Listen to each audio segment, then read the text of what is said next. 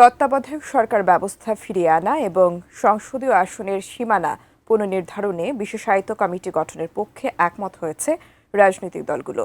রাজধানীর foreign service একাডেমিতে জাতীয় ঐকমত্য কমিশনের বৈঠকে এই সিদ্ধান্ত হয়। বিচার বিভাগ থেকে তত্ত্বাবধায়ক সরকারের প্রধান উপদেষ্টার বিপক্ষে মত দিয়েছে সবগুলো দল।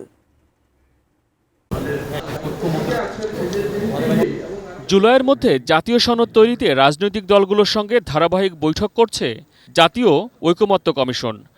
বৈঠকে দিনের প্রথম ভাগে সংসদীয় আসনের সীমানা পুনর্নির্ধারণে কমিশন গঠন বিষয়ক এজেন্ডা ছিল।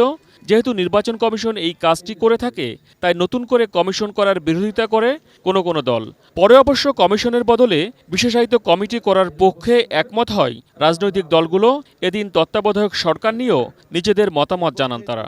বাংলাদেশের সকল রাজনৈতিক দল তত্ত্বাবধায়ক সরকার পুনঃপ্রতিষ্ঠা করার ব্যাপারে অভিন্ন মত পোষণ করেন। স্বল্প সময়ের মধ্যেই আমরা এর কাঠামোগত দিক, প্রধান উপদেষ্টা নিয়োগের প্রক্রিয়া, এর মেয়াদ এবং অন্যান্য বিষয়ে আমরা একটা ঐকমত্যের জায়গায় যেতে পারব।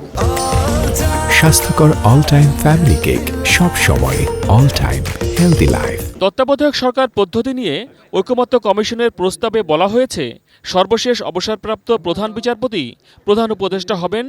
তার অপারগতায় বিকল্প যারা, তারাও বিচার বিভাগেরই। তাদেরও না পাওয়া গেলে রাজনৈতিক ঐকমত্যের ভিত্তিতে কাউকে বা রাষ্ট্রপতি নিজেই প্রধান উপদেষ্টা হবেন বলে প্রস্তাব রয়েছে। তবে এসব প্রস্তাব নিয়ে ভিন্ন ভিন্ন মত রয়েছে রাজনৈতিক দলগুলোর। শুধুমাত্র জুডিশিয়ারির হাতে এই তত্ত্বাবধায়ক সরকার ব্যবস্থা প্রধান উপদেষ্টা এবং অন্যান্য উপদেষ্টা হওয়াটা ছেড়ে দেওয়াটা আমরা সঠিক মনে করছি না, এবং এই বিষয়ে প্রায় সকলেই একমত। ফার্স্ট রিটার্নিং প্রধান বিচারপতি, এভাবে ওনাকে না পেলে বিচারপতি, আবার বিচারপতি, আবার বিচারপতি, সিক্সথে এসে আমরা বলেছি এই জায়গায় আমরা কোনোভাবেই আসতে না পারি, তাহলে প্রেসিডেন্ট সকল রাজনৈতিক দলগুলো যেগুলো পার্লামেন্টকে রিপ্রেজেন্ট করে তাদের সমন্বয়ে আলোচনার মাধ্যমে একজন ব্যক্তিকে প্রধান উপদেষ্টা করা হবে, যেটা আমরা 91-এ শাহাবুদ্দিন সাহেবকে আমরা সেভাবে সিলেক্ট করেছিলাম। এই রাজনৈতিক দলগুলোর মাধ্যমেই এই তত্ত্বাবধায়ক সরকার ব্যবস্থা প্রশ্নের সমাধান করতে হবে। আমরা এই ক্ষেত্রে বারবার বলেছি, আমরা একটা সিস্টেম ডেভেলপ করতে চাই, একটা শান্তিপূর্ণ উপায়ে ক্ষমতা হস্তান্তর প্রক্রিয়া আমরা ঠিক করতে চাই। সংবিধানের কিছু গুরুত্বপূর্ণ সংস্কার প্রস্তাব বিএনপির জন্য আটকে আছে বলে দাবি করা হচ্ছে বিভিন্ন মহল থেকে। বিষয়টি নিয়ে ক্ষোভ প্রকাশ করেন দলটির নেতা সালাউদ্দিন আহমেদ।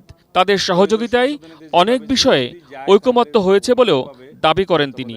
আমাদের দলের নামে বা বিএনপির জন্য সহযোগিতা হচ্ছে না, এই তকমাটা যেন আমাদের না লাগে। আমরাই সর্বোচ্চ সহযোগিতা করে যাচ্ছি একটা জাতীয় ঐকমত্যে আসার জন্য।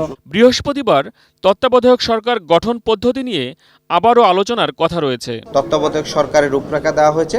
মহসিন কবির, এটিএন নিউজ, ঢাকা।